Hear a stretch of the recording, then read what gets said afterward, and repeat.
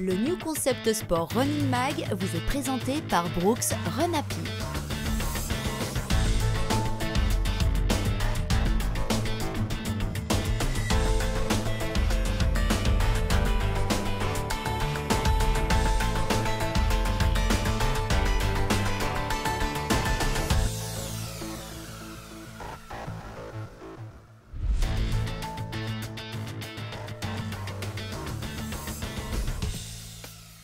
Souvenez-vous, dans le cadre de notre rubrique Le Coach Nouvelle Formule, nous suivions depuis le mois dernier l'évolution de la préparation de David pour son semi-marathon.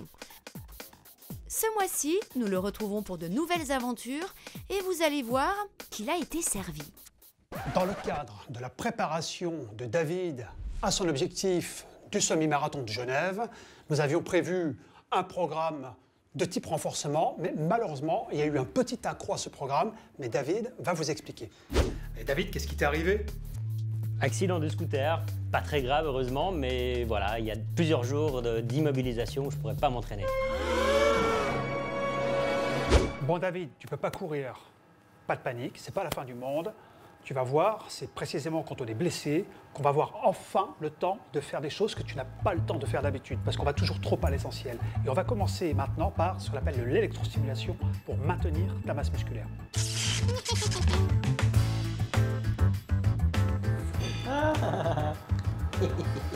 Bon David, dis-moi un petit peu comment tu te sens. C'est vraiment surprenant là depuis quelques minutes.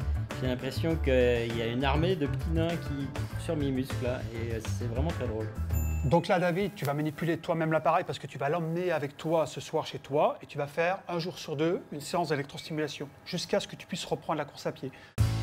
Donc David, là en fait tu es limité dans ta flexion, ta limitation elle est articulaire. En revanche, tu peux faire une contraction de type isométrique, c'est-à-dire sans changer la longueur du muscle. Donc ça va nous permettre de maintenir la tonicité de tes quadriceps.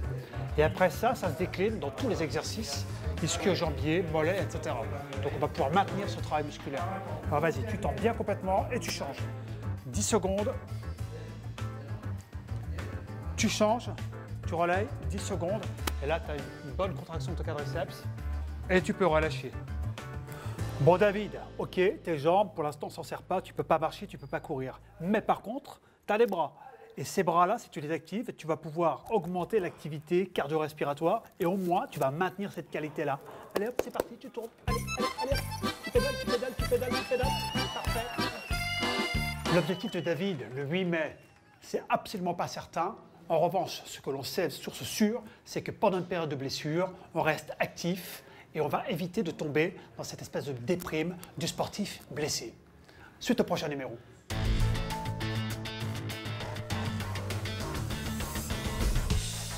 Nous vous avions présenté l'été dernier le manchon de compression musculaire R2 de la marque suisse Compressport.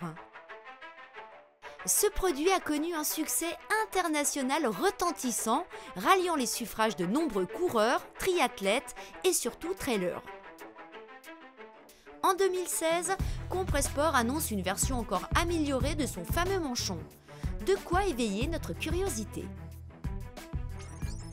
Donc voilà, nous sommes aujourd'hui avec le R2V2, donc la deuxième génération de ce manchon où on a gardé les caractéristiques similaires. Donc on a gardé toute la performance, l'élasticité, la légèreté du manchon. Et comme on dit souvent, c'est le détail qui fait la différence. Nous trouvons ici sur le manchon en haut une petite languette qui s'appelle le Cap Protect. Cette languette, elle va s'appuyer sur le tendon rotulien, donc en bas du genou. On connaît déjà le bénéfice de réduire les vibrations avec un manchon au niveau du mollet. Et ainsi maintenant, on a la capacité aussi de réduire donc, les vibrations pendant la course à pied, le trail ou le triathlon. En dehors du classique manchon R2, nous proposons cette année une nouvelle chaussette. La chaussette Full Socks Ultra Light. Elle est extrêmement légère, elle est extrêmement flexible, avec des ventilations notamment à l'avant de la chaussette pour avoir une belle aération aussi pendant l'été. Et puis après, au niveau de la compression ici, on joue aussi sur la compression au niveau de mollet pour réduire donc les vibrations musculaires au niveau de mollet, mais aussi en bas de la chaussette, donc la partie qui se trouve autour de la cheville et du tendon d'Achille.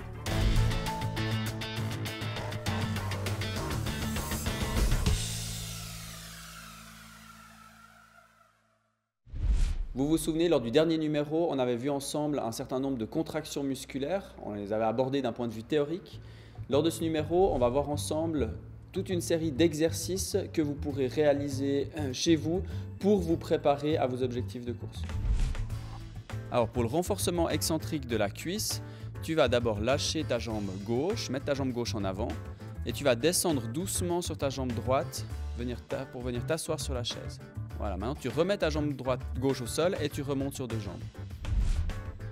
Cette fois pour le concentrique de la cuisse, tu vas lâcher d'abord ta jambe gauche, la mettre en avant et tu vas monter sur ta jambe droite, te redresser. Et tu te remets sur deux jambes pour venir t'asseoir sur ta chaise et recommencer l'exercice 3 fois 10 répétitions. Finalement pour le pliométrique, tu vas venir faire un saut vertical en utilisant un rebond au niveau des genoux. Même chose, tu fais 3 fois 10 répétitions. On va voir un exercice de renforcement excentrique des chevilles cette fois, où tu vas monter sur deux jambes sur le rebord de la marche et descendre doucement sur une seule jambe. Tu répètes 3 fois 10 fois cet exercice de chaque côté. Donc cette fois, le renforcement concentrique de ton mollet pour tes fléchisseurs plantaires de cheville, tu vas lâcher une jambe et tu vas te pousser vers le haut sur une seule jambe. Et ensuite, tu redescends sur les deux en même temps. 3 fois 10 fois. Pour la pliométrie des chevilles, tu vas faire 3 fois 10 sauts de cheville en remontant bien tes pointes de pied à chaque fois que tu seras en l'air. Pour conclure, ces exercices doivent être vus comme un complément à vos sorties de course à pied. Ils sont vraiment importants pour permettre, de prévenir les blessures, et puis ça va être aussi important en termes de performance puisque ça va contribuer à améliorer le coût énergétique et donc à améliorer la performance finale sur une course de 10 km, de 20 km ou d'un marathon.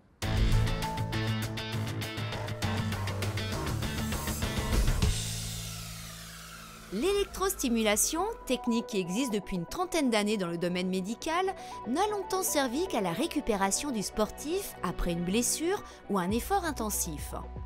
Depuis quelques années, son application s'est progressivement élargie à la préparation physique des athlètes, non seulement dans les disciplines de force, mais aussi dans celles d'endurance, comme la course à pied. Aujourd'hui, même les coureurs les plus populaires pourraient clairement y trouver un moyen de progresser. Explication. Aujourd'hui, on voit depuis les derniers 10 ans que l'utilisation de NMIS, neuromuscular stimulation complexe, elle est vraiment utilisée par les personnes qui veulent faire du sport, qui veulent faire un bien-être et une préparation pour leur saison de vélo, la course, le ski, dans tous les domaines possibles. Quand on parle du muscle et de l'efficacité du muscle, finalement, on va se faire un travail qui est un travail de musculation, qui peut être fait de manière classique avec des poids, avec des rebonds, des sauts, et qui peut être fait aussi avec un appareillage dont l'objectif est d'aller chercher le muscle par l'intermédiaire du nerf. Donc le complexe est là pour solliciter le nerf, pour venir renforcer le muscle. Cyril Gindre a ainsi été sollicité récemment par la société Compex pour mener une étude destinée à évaluer si l'électrostimulation avait un effet positif ou non sur l'efficacité du muscle.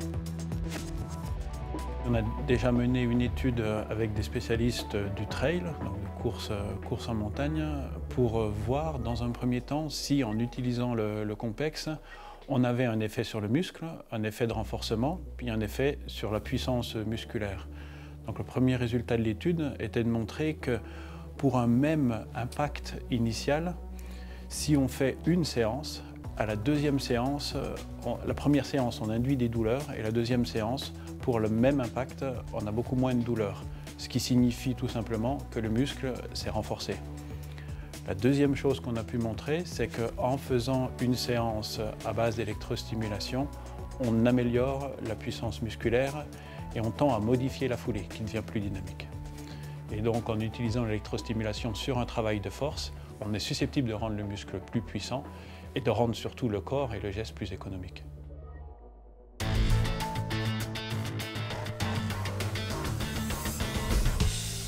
Aujourd'hui, je vais vous parler de la nouvelle montre Fenix 3 HR. Il s'agit de nouveau modèle de Garmin qui inclut donc la fréquence cardiaque au poignet. Donc à peu de choses près, c'est la même montre, le même design que l'ancien modèle de Garmin, mais il y a donc le cardio qui est pris directement sous la montre au bras. Et l'avantage de ça, c'est qu'on ne doit plus porter de ceinture cardiaque pour la majorité des entraînements et exercices.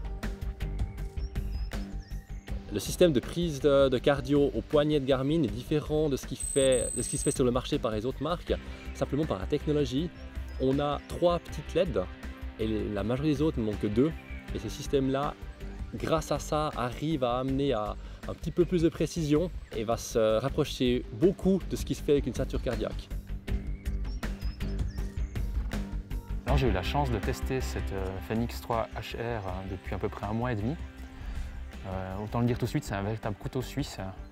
Elle fait tout très bien. La grande évolution de cette montre, c'est la fréquence cardiaque au poignet. Elle va convenir, je pense, aux 80% des sportifs qui vont l'utiliser. Après, si on cherche vraiment la performance et travailler dans des domaines fréquence cardiaque très précises, on aura un peu de la peine, il y a une dérive qui se fait. Elle a de la peine un peu à prendre au début. Et pour les intervalles courts, il y a quand même une marge entre les deux qui est quand même assez significative. La Fenix 3 HR, c'est une montre qui a les Smart Notifications, donc on va recevoir les SMS, WhatsApp, notifications push sur la montre directement. Et puis c'est aussi une jolie montre avec un très beau design qui va très bien se porter tous les jours. Avec une chemise ou un t-shirt, elle passe très bien. On peut changer les bracelets, donc ça passe très bien. Et je me réjouis de tester un bracelet cuir lors d'une soirée ou quelque chose comme ça. Parce que oui, elle a de la gueule, quoi.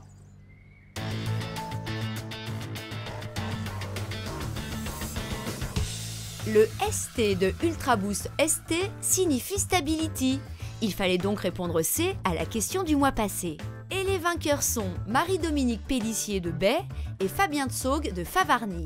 Ce mois-ci, vous pouvez gagner 2 Mind Jackets, textile ultra léger de la marque Craft, en répondant à la question suivante. À quelques grammes près, quel est le poids de la Craft Mind Jacket? A. 400 grammes, B. 50 grammes, C. 200 grammes. Envoyez dès maintenant votre réponse avec vos coordonnées complètes à l'adresse suivante mag@ncsport.ch.